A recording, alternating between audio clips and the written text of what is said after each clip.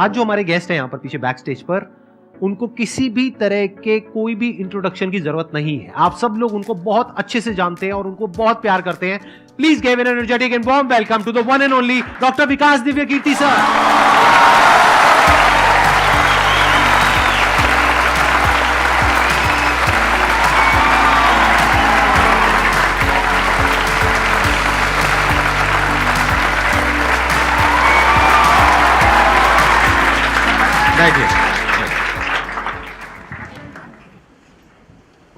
मैं सबसे पहले आपको धन्यवाद देना चाहता हूँ धन्यवाद आपका आने के लिए। Thank you so much. क्योंकि जब से मैंने सीरीज शुरू करी है तब से हमारे कमेंट सेक्शन में कोई भी एक भी ऐसा वीडियो नहीं है जहां पर आपका नाम ना लिखा हो। कई बार मुझे ऐसा लगता है देख करके कमेंट सेक्शन को कि ये मैं अपने चैनल पे आया हूँ या आपके चैनल पे हूँ। मैं सोशल मीडिया पे बहुत कम एक्टिव रहता हूँ तो मुझे आइडिया नहीं था इस बात का, पर मैं थैंकफुल हूँ कि आपने बुलाया, इस लायक समझा कि मैं यहाँ पर आऊँ।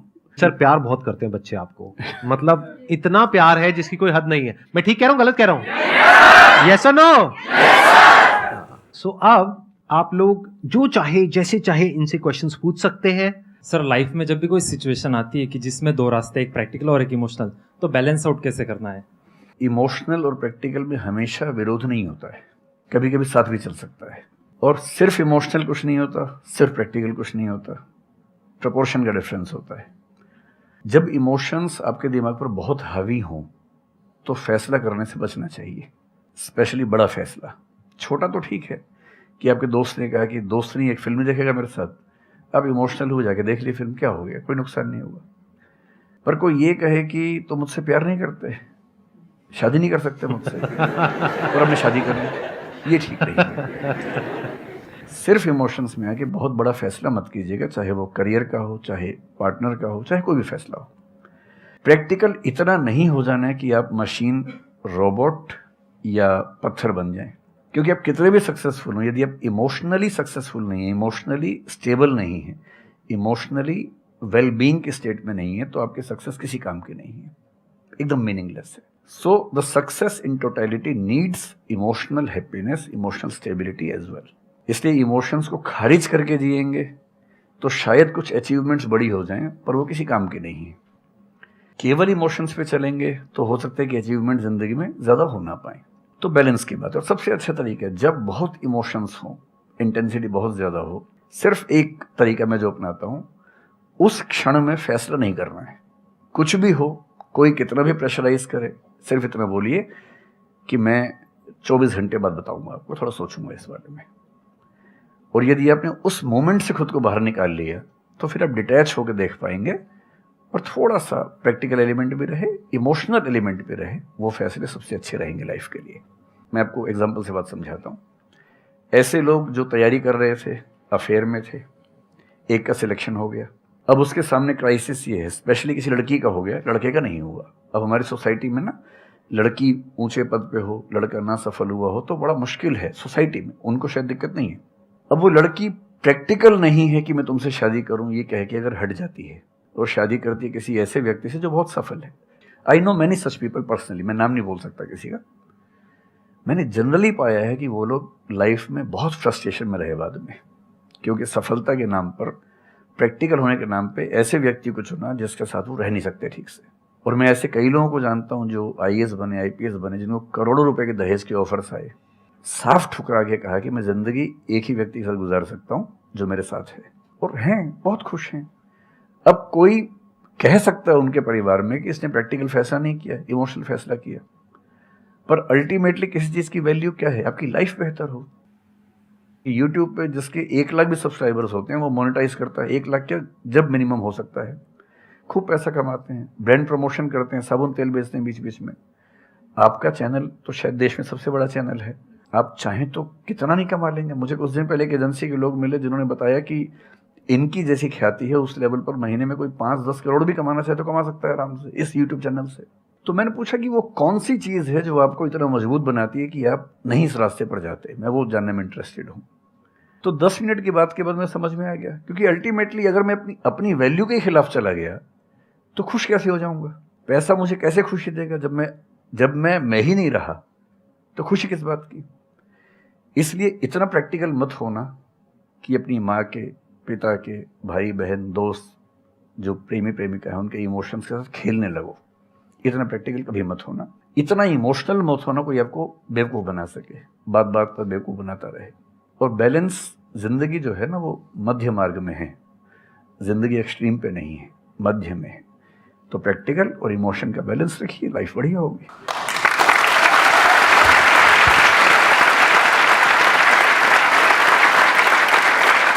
आपने सर इतने अच्छे से एक्सप्लेन किया, मेरे पास में कुछ है ही नहीं बोलने के लिए। यूजुअली मेरे पास में कुछ होता है ऐड करने के लिए, लेकिन आपने पूरा ही उसका ऐसा निचोड़ निकाल दिया। आपने YouTube पे इतना बोला कि सच में नहीं बचा होगा आपके पास। 6-7 साल पहले की बात है, मेरी एक स्टूडेंट थी जो सुसाइडल टेंडेंसी की शिकार थी उस समय। उसके घर में कुछ ऐसी ट्रेजेडी, उसकी मदर की डेथ हुई थी, और एक ऐसी ट्रेजेडी जो बहुत ही रेयर किस्म की ट्रेजेडी है, जो शेयर करना ठीक नहीं है यहाँ। तो वो मेरे पास आई और मुझे लगा कि आज मैं पहली बार किसी ऐसे व्यक्ति से बात करूं जो डिप्रेशन में है और सुसाइड कर सकता है अगले 1-2 दिन के अंदर अंदर। अब मैं परेशान था कि मैं कैसे मैनेज करूं, और मुझे मोटिवेशन की ऐसी जानकारी उस समय तो बिल्कुल नहीं थी, बाद में थोड़ा बहुत पढ़ा।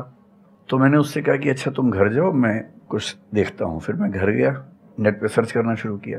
करते करते मुझे आपका एक वीडियो मिल गया, अनस्टॉपेबल, शायद कुछ आपने एक वो बनाया था उस समय। तो मैंने वो थोड़ा सा देखा, 10 मिनट का। मुझे लगा कि ये जो है ना, ये इंजेक्शन है किसी मतलब डिप्रेस्ड व्यक्ति को तुरंत मोटिवेट करने के लिए। तो मुझे ध्यान है कि मैंने उसको वीडियो का लिंक भेजा। मैंने कहा देखो, जिंदगी अपने रास्ते पे चलेगी, ठीक हो जाएगी। जब जब मूड ऐसा हो, बहुत डिप्रेसिंग हो, सुसाइडल मन करे, उस समय वीडियो देखना ध्यान से, और कम से कम उस बुरे फेज से बाहर निकल जाओगी। और फिर मैंने वो वीडियो अपने फैमिली में भी 2-3 बच्चों को भेजा, जो बच्चे उस क्राइसिस में होते थे। तो मैं बहुत थैंकफुल हूँ उन सब बच्चों की जान बचाने में, क्या बात कर बड़ी भूमिका है। Thank you so much sir, it means a lot to me. ये तो आपने बहुत बड़ी बात कह दी सर, मेरे लिए बहुत बड़ी बात है ये। नहीं, कई बच्चों की जान बचाई होगी आपने जरूर। जो वो एक मोमेंट होता है, उस मोमेंट में कोई बचा ले तो लोग बच जाते हैं, वो मोमेंट क्रॉस हो जाए तो फिर चीजें बिगड़ जाती हैं। हेलो सर, नमस्ते। नमस्ते सर, बोथ ऑफ यू, मैं हमेशा से आप दोनों की बहुत फ़ैन रही हूँ। मुझे बस ऐसा लग रहा है कि मैं सपना देख रही हूँ, मेरे लिए रियलिटी नहीं है। मुझे बस आपसे ये जानना, मैं हर मतलब एवरी डे 8 से 10 आवर में पढ़ाई करती हूँ, बट मुझे कभी कभी बहुत डिमोटिवेशन आ जाता है कि होगा नहीं होगा, क्या होगा पता नहीं। देखिए, डिमोटिवेशन अगर आपको दिन भर में 1 घंटे आता है। नहीं सर, ऑलमोस्ट टाइम पढ़ाई करने के बाद 2-3-4 दिन के बाद ही होता है, कंटिन्यूअसली नहीं होता। अगर महीने में 4-5 बार आता है और 1-1 दिन के लिए आता है, तो इसका मतलब आप एकदम ठीक हैं। अगर कोई व्यक्ति आपको ये कहे कि मुझे डिमोटिवेशन कभी नहीं होता, तो उसको इलाज की ज़रूरत है। आपको ज़रूरत नहीं है, क्योंकि जब आप अपने से बेहतर व्यक्ति को देखेंगे, आपको थोड़ा सा इन्फीरियरिटी कॉम्प्लेक्स आएगा, डिमोटिवेशन आएगा। जब आप अपने से कमज़ोर को देखेंगे, आपको सुपीरियरिटी कॉम्प्लेक्स आएगा, थोड़ा सा मोटिवेशन ज़्यादा हो जाएगा। जिस दिन टारगेट पूरा हो जाएगा, मोटिवेशन आ जाएगा। जिस दिन टारगेट पूरा नहीं होगा, डिमोटिवेशन आएगा। जिस दिन टेस्ट में आपके मार्क्स अच्छे आएंगे, आप मोटिवेशन के साथ लौटेंगे। जिस दिन खराब आएंगे, डिमोटिवेशन होगा। लेकिन ध्यान रखिए, जिस दिन आप मोटिवेटेड हैं, उस दिन आप वजह बन गए कईयों के डिमोटिवेशन की। लगातार मोटिवेटेड होना एक मेंटल इलनेस की निशानी है, और लगातार डीमोटिवेटेड होना डिप्रेशन की निशानी है। इन दोनों से बचना है। तो डीमोटिवेशन की बहुत हाइप है, इतनी हाइप की ज़रूरत नहीं है। थोड़ा बहुत हो, एंजॉय कीजिए उसको। और जब जब लगे कि ज़िंदगी बहुत ख़राब चल रही है, तो मैं जो करता हूँ, अजीब सा लगेगा आपको, मैं कभी कभी शमशान घाट चला जाता हूँ। सच कह रहा हूँ, ये सुनी है आपने वीडियोस में भी कहा है। सच में चला जाता हूँ, या ट्रॉमा सेंटर चला जाता हूँ देखने के लिए। ट्रॉमा सेंटर में जाके 1 घंटा बैठ के आ जाइए, मोटिवेशन आ जाएगा। और शमशान घाट में जाके देख लीजिए कि हम जैसे हमसे कम उम्र के लोग वहाँ जल रहे होते हैं, तो लगता है हम जिंदा तो हैं। अगर मैं थोड़ा सा कॉग्निटिव लेवल पर बात करूँ, एक बहुत बड़ा साइकोलॉजिस्ट हुआ, उसका नाम है ब्रेंटानो, कभी सर्च कीजिएगा उसको।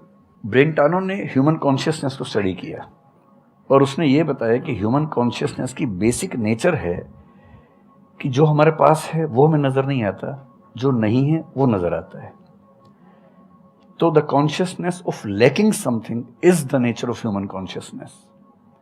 इसलिए इसी बात को एक शेर में, बहुत प्रसिद्ध शेर में कहा गया है, दुनिया जिसे कहते हैं जादू का खिलौना है, मिल गया सो मिट्टी है, नहीं मिला वो सोना है।